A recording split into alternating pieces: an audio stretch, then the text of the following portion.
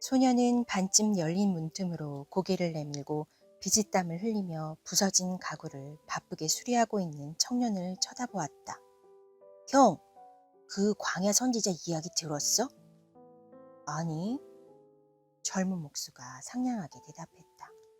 요즘에는 여기서 일만 했어. 그것도 보다시피 혼자서. 요셉 아저씨가 정말 보고 싶어. 소녀는 조용하고 서운한 목소리로 말했다.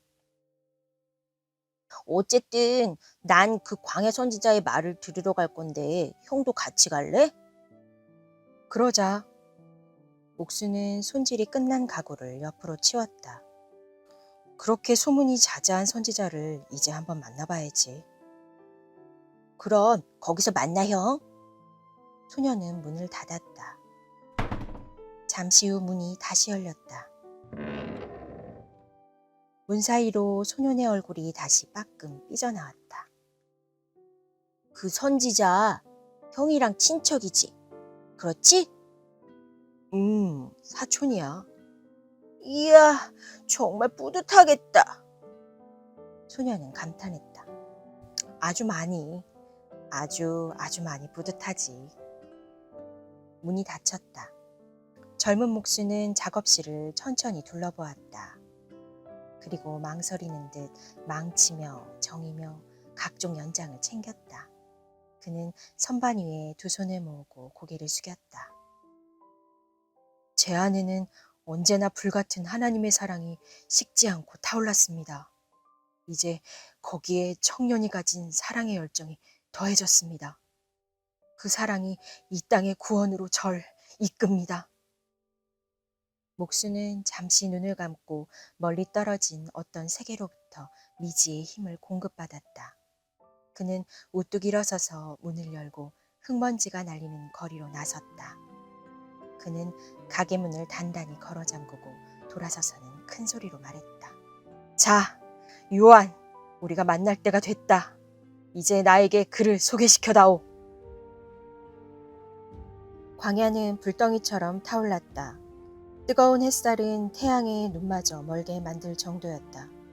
그렇지만 눈이 닿는 데까지 사방에 사람들이 가득했다. 눈을 감고 서 있는 사람도 있고 무릎을 꿇고 앉아 있는 사람도 덜어 있었다. 눈물을 흘리는 사람이 많았다. 그러나 가만히 넋을 잃고 구경만 하는 사람도 있었다.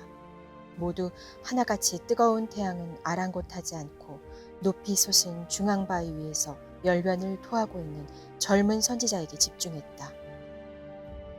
그의 목소리는 은빛 나팔처럼 우렁차게 퍼졌고 사방을 바라보며 말하는 불같은 그의 시선은 모든 이의 눈을 사로잡았다. 한순간 그가 말을 더듬었다. 군중의 저쪽 끝에서 뭔가를 본 것 같았다. 간절한 열망 탓에 헛것을 본 모양이라고 생각하며 그는 하던 말을 이어갔다. 그러나 다시 한번 빛이 비쳤다. 군중들 뒤쪽으로 확연히 알아보기에는 너무 멀었지만 자연적인 현상은 아니었다. 광야의 선지자는 입을 다물었다. 그는 다른 사람이 볼 수 없는 것을 볼 수 있는 능력이 있었다. 그가 보게 되리라고 주님께서 말씀하신 것, 그는 그것을 보았다. 빛이 움직였다. 그가 서 있는 바위산 쪽으로 오고 있었다. 무언가 혹은 누군가 있었다. 그리고 그 위에 하나님의 영광이 임했다. 군중은 동요하면서 세례 요한이 뚫어지게 쳐다보고 있는 방향으로 고개를 돌렸다. 순식간에 그 남자는 작은 공터에 모습을 드러내었다. 그와 동시에 요한이 외쳤다. 보라! 모든 사람의 시선이 돌아갔다. 젊은 청년의 얼굴을 다시 본 세례 요한의 얼굴에 충격이 휘슬고 지나갔다. 하나님께서 하신 일을 보라. 내 속꿉동무, 내 일가 마리아의 아들이구나. 마음에 타는 열정과 결단을 담아 세례 요한이 우렁차게 선포했다. 보라! 하나님의 어린 양이다. 두 남자는 서로 다가가 끌어안았다. 팔을 풀지 않은 채 젊은 목수는 강으로 걸어 들어갔다. 자, 요한, 오늘 여기서 우리가 함께 해야 할 일이 있어. 그게 무엇입니까? 요한이 물었다. 모든 의를 이루어야지. 목수는 수심이 깊은 곳으로 들어가며 말했다. 궁금한 군중이 물었다. 저 남자는 누구요? 다른 것이 궁금한 사람도 있었다. 선지자 요한이요. 무슨 말입니까? 당신이 메시아가 아닙니까? 요한의 맞은편에는 가장 열정적인 젊은 제자 두 사람이 서 있었다. 그들의 시선은 금세 군중 속으로 사라진 청년을 계속 찾고 있었다. 한 제자가 공손히 부탁했다. 요한 선생님, 방금 무슨 일이 있었는지 말씀해 주셔야 할 듯합니다. 세례 요한이 외쳤다. 아니요, 나는 메시아가 아니요. 그럼 나는 누구요? 나는 신랑의 친구요. 나는 신랑을... 그는 중간에 말을 멈추고 오른손을 들어 사방에 있는 군중을 가리키며 말했다. 그의 신부에게 소개시켜 주려고 왔소. 이 말을 듣는 순간 두 젊은 제자는 죽을 때까지 세례 요한의 제자로 남겠노라 다짐했던 그들이 제 발로 나사렛 청년을 조치려고 군중 속으로 뛰어들었다. 그들은 몰랐다. 사람이 하나님을 찾았던 에덴 동산 이후 처음으로 용기 있게 마주보고 말을 붙이려고 그들이 하나님을 찾았다는 사실을.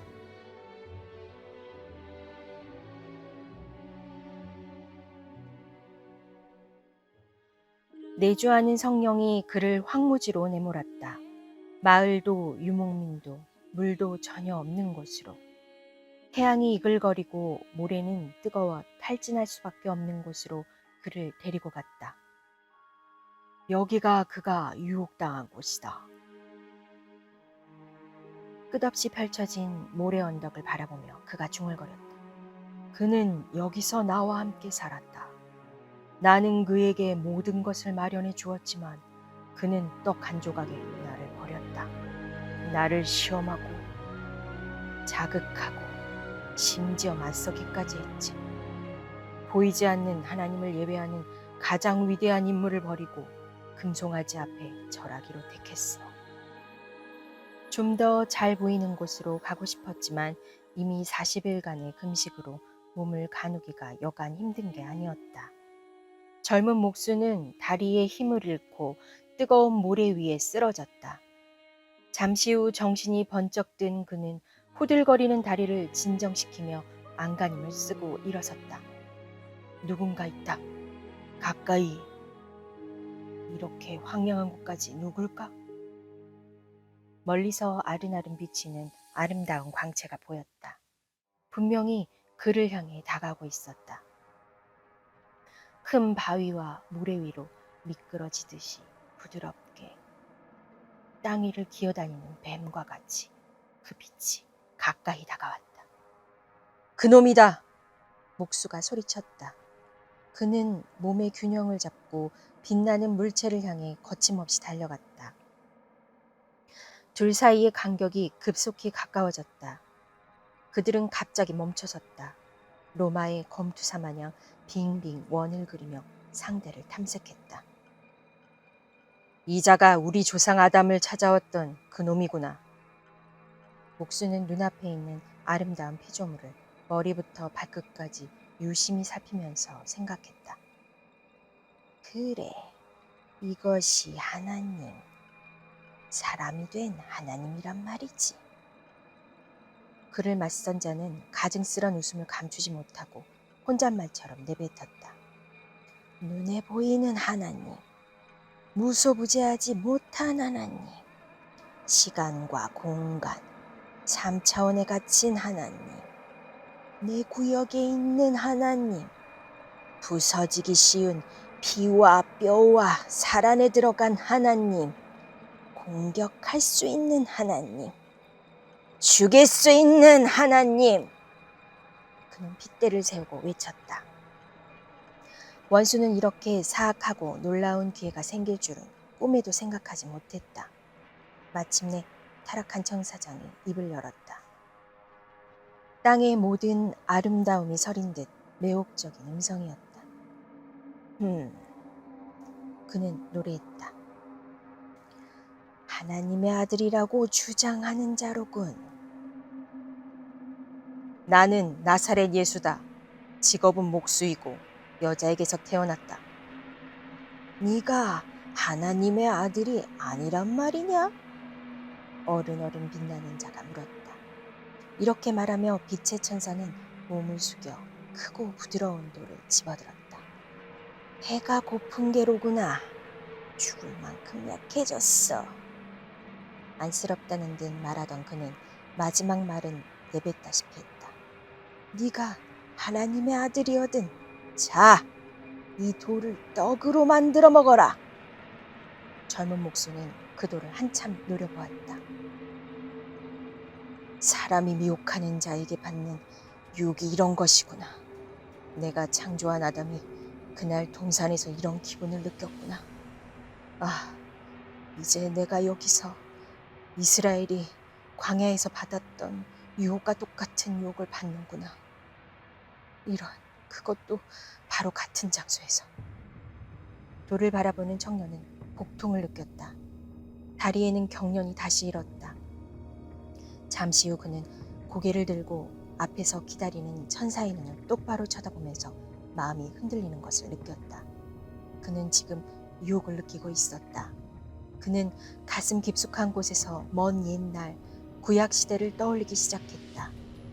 자신이 한 말이 다시 들려왔다. 그의 영혼에서 터져나온 힘이 온몸을 사로잡았다. 루시퍼야, 잊었느냐? 누가 그것을 기록했더냐? 바로 나다. 사람이 떡으로만 살 것이 아니니라. 그는 목수는 자신의 가슴에 손을 대고 말했다. 하나님의 입으로 나오는 모든 말씀으로 살 것이니라. 순간 천사의 얼굴은 분노로 실룩거렸다. 그러나 그는 곧 부드러운 미소를 지으며 손을 들었다. 갑자기 장면이 바뀌었다. 그들은 성전의 가장 높은 첨탑 꼭대기에 서 있었다. 목수는 가장자리에 걸려 위태롭게 몸의 균형을 잡았다. 만약 네가 하나님의 아들이거든 뛰어내려라. 여기서. 하나님이 자기 사자들을 명해 너를 보호할 것이라는 기록을 잘 알고 있겠지? 그들이 네 발이 돌에 부딪히지 않게 할 것이다. 그는 계속 달콤한 말로 속삭였다. 전사들이 너를 받들 것이다. 목수는 까마득한 높이에 현기증이 났다. 형편없이 쇠약해진 그의 골격이 무너져 내리려는 찰나 그와 동시에 보이지 않는 세계가 그의 눈앞에 열렸다. 실제였다. 그는 볼 수 있었다. 그의 힘없는 말 한마디면 곧바로 칼을 빼들고 돌격할 천군 천사들이 나타났다. 그의 마음은 다시 이스라엘에게로 달려갔다. 그는 이스라엘을 보살폈지만 이스라엘은 그를 자주 의심했다. 다시 그의 가장 깊은 내면에서 그 자신이 했던 말이 솟아나왔다. 무릎에 힘이 들어갔다. 당당하게 그리고 담담하게 그가 돌아섰다. 루시퍼야, 잊었느냐? 내가 친히 그 말씀을 기록했다. 주 너의 하나님을 시험치 말라. 천사장은 확신에 찬 목수의 말을 듣고 당황했다. 순간 오랫동안 하나님을 경배하는 데 익숙했던 그의 무릎이 휘청거렸다. 그러나 그의 광기는 온전한 정신을 용납하지 않았다. 그는 다시 손을 들었다. 주위가 다시 바뀌었다. 그들은 온 세상이 내려다 보이는 어느 높은 산 위에 있었다. 그들의 발 아래에는 과거에 흥왕했던 위대한 왕국들이 빛나는 화관을 쓰고 있었고 그 곁으로는 현재의 왕국들이 있었다. 그 너머로 다가올 미지의 왕국들이 눈앞에 선명하게 펼쳐졌다. 영광스러운 왕국, 막강한 왕국, 영예로 빛나는 왕국들이 보였다. 네가 온 이유를 나는 안다. 천사는 씩씩거리는 뱀소리를 내며 말했다. 넌 세상을 통치하려고 왔지. 온 땅을 다스리려고 오지 않았느냐? 그렇다면 내가 네 일을 간단하게 만들어주마. 과거, 현재, 미래를 막론하고 온 땅의 모든 왕국이 오직 내 것이란 사실을 알고 있겠지? 모든 정권은 다 내 것이다. 천사는 상대방에게 할 말이라도 있냐는 듯 기다렸다. 목수는 응수하지 않았다.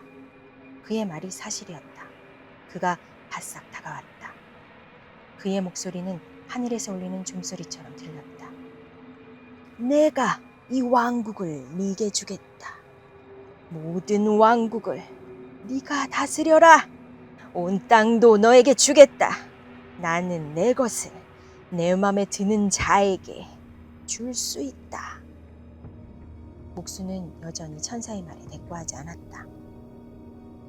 내가 모든 왕국을 너에게 주겠다. 너는 한 가지만 하면 된다. 단 한 가지만. 지금 여기서 엎드려 나를 경배하여라. 그는 다시 왕국들을 보았다. 온몸의 모든 근육이 아팠다. 말로 형용할 수 없을 정도로 지쳤고 피곤했다. 지독하게 피곤했다.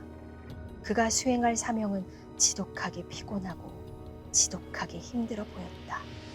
순간 그가 치러야 할 대가가 너무 크다는 생각이 들었다. 그러나 청년은 다시 아랫배에 힘을 줬다. 오래전에 이스라엘에게 한 말이 그의 폐부에서 울려나오기 시작했다. 물러가라 사탄아! 기록되었으되 주 너의 하나님께 경배하라. 그를 섬기라. 오직 그만 섬기라. 천사는 청년의 굳센 의지에 놀라 몸을 떨었다. 갑자기 그의 몸에 경련이 일어나고 얼굴이 일그러지더니 몸에서 나던 빛이 어두워졌다. 그러나 그는 천천히 다시 힘을 모았다. 어두웠던 빛이 한 번 더 밝아졌다. 네, 지금은 그냥 가지만 두고 보자. 다음 순간 타락한 천사는 사라지고 선택받은 천사의 무리가 나타났다. 그러나 그들의 주님은 돌무더기 위에 쓰러졌다. 한동안 천사들의 보살핌을 받고서 위태할 정도로 약해진 사람이 눈을 떴다. 거친 얼굴 위로 환한 미소가 피어올랐다. 갈라진 입술이 움직였다. 보았느냐? 보았느냐? 천사들은 어쩔 줄 몰라 고개를 끄덕였다. 보았느냐? 그는 거듭 외쳤다. 그는 애써 자리에서 일어났다. 내가 이겼다. 에덴 동산과 이스라엘의 반복된 운명이 오늘 여기서 끝났다. 그날은 동산에서 사람이 졌지만 오늘은 사탄이 졌다. 그가 사람에게 졌다. 내가 하나님으로서 그를 이긴 게 아니다. 내가 사람으로서 그를 이겼다. 한때 그가 사람을 속였던 사실만큼이나 분명하게 오늘 그가 사람에게 지고 말았다. 목수는 비틀거리며 바위에 몸을 기댔다. 처음 보는 주님의 허약한 모습에 천사들은 뒤로 한 걸음 물러났다. 나사렛 청년이 바위에 몸을 기대고 별과 달이 은은하게 비치는 밤하늘을 향해 큰 소리로 외쳤다. 내가 이겼노라. 나사렛 예수가 그를 이겼노라. 이제 두 발로 꼿꼿하게 선 그는 천상을 향해 다시 외쳤다. 머지않아. 그래, 이제 곧 금방이야.